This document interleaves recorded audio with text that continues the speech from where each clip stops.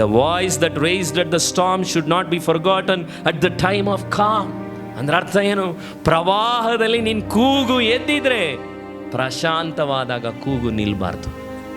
ಇವತ್ತು ಸಭೆಗಳಲ್ಲಿ ಬಹಳಷ್ಟು ಜನ ಯಾಕೆ ಪಾಸ್ಟರ್ಗಳು ಪಂಪ್ ಹೊಡಿಬೇಕು, ಸ್ತೋತ್ರ ಮಾಡು ಅಂದರೆ ಪ್ರವಾಹ ಬಂದಿದ್ದು ಮರ್ತು ಬಿಟ್ಟ. ಅವನ ಲೈಫ್ಗಳಲ್ಲಿ ಪ್ರವಾಹ ಬಂದಾಗ ದೇವರವನ್ನ ಉಳಿಸಿದ್ರು. ಪ್ರೈವೇಟ್ ಆಗಿ ಯಾರಿಗಾದ್ರೂ ದೇವರು ಸೋಮವಾರದಿಂದ ಶನಿವಾರದವರೆಗೂ ಉಪಕಾರ ಮಾಡಿದರೆ ಪಬ್ಲಿಕ್ ಆಗಿ ಅವನು ಭಾನುವಾರ ಆರಾಧನೆಗೆ ಬರಬೇಕು.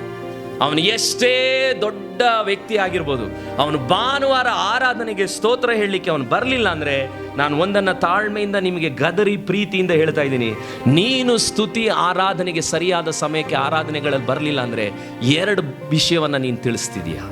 ಒಂದು, ನೀನು ಸ್ವಾರ್ಥಿ. ವಾಕ್ಯದ ಟೈಮಿಗೆ ಮಾತ್ರ ನೀನು ಬರ್ತಿದೀಯ ಅಂದರೆ ನಿನಗೆ ವಾಕ್ಯ ನಿನಗೇನು ಮಾತಾಡಬೇಕು ಅಂತ ಬರ್ತಿದೆ, ನಿನ್ನ ಲೈಫ್ಗೆ ಏನು ಬೇಕು ಅದನ್ನು ತಗೊಳಕ್ಕೆ ಬರ್ತಿದೀಯ ನೀನು. ಎರಡನೇದಾಗಿ ನೀನು ಸ್ತೋತ್ರ ಮಾಡ್ಲಿಕ್ಕೆ ಬರ್ತಾ ಇಲ್ಲ ಅಂದರೆ ನೀನು ಅಹಂಕಾರಿ. ಯಾಕಂದರೆ ನಿನ್ನ ಲೈಫ್ನ ನೀನೇ ಮ್ಯಾನೇಜ್ ಮಾಡಿದೀಯ ಅಂತ ಅರ್ಥ. ದೇವರಿಗೆ ಕ್ರೆಡಿಟ್ನ ಕೊಡಲಿಕ್ಕೆ ನೀನು ಬರಲಿಲ್ಲ ಅಂದರೆ ಯಾರು ನಿನ್ನ ಲೈಫ್ನ ಮ್ಯಾನೇಜ್ ಮಾಡಿರೋದು? ನನ್ನ ಸ್ಮಾರ್ಟ್ನೆಸ್, ನನ್ನ ಕಂಪ್ನಿ, ನಾನು ಮಾಡಿದ ಕೆಲಸ. ನೋ, ಯಾವುದೇ ಒಳ್ಳೆಯದು ನನ್ನಿಂದ ಬಂದಂಥ ಕಾರ್ಯಗಳಲ್ಲ.